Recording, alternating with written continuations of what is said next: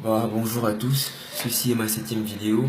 Je vous remercie premièrement d'avoir regardé la 6e qui était en rapport avec l'Antichrist et celle-ci est la 7e qui est en rapport avec Christ. Donc le thème aujourd'hui c'est les dons de perfection en Jésus, la révélation, le chiffre 7. Le chiffre 7 est le chiffre de la perfection selon la Bible. Dieu a fait le monde en 6 jours et le 7e jour, il s'était reposé. C'est pourquoi le dimanche est un jour sacré.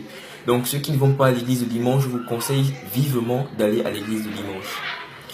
Comme exemple, nous avons les 7 jours de la semaine, les 7 planètes majeures, les 7 jours lunaires et les 7 couleurs de l'arc-en-ciel. Lisons dans Josué chapitre 6 au verset 4 et 5.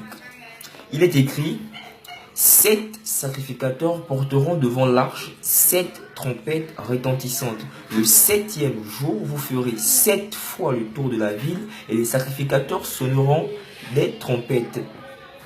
Qui ils sonneront de la trompette retentissante. Quand vous entendrez le son de la trompette, tout le peuple poussera de grands cris. Alors la muraille de la ville s'écroulera, le peuple montera chacun devant soi.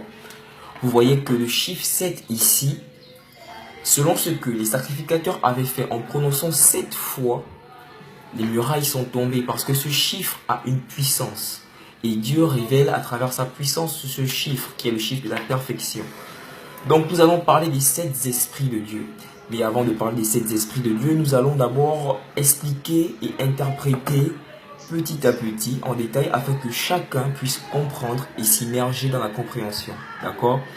Donc, le chiffre 7, c'est le chiffre de la plénitude. C'est quoi la plénitude? Nous allons la définir. La plénitude est un état de ce qui est complet dans son intégrité et qui est plein de force. Retenez bien cette définition. Ensuite, nous allons parler des 7 cornes parce que les esprits de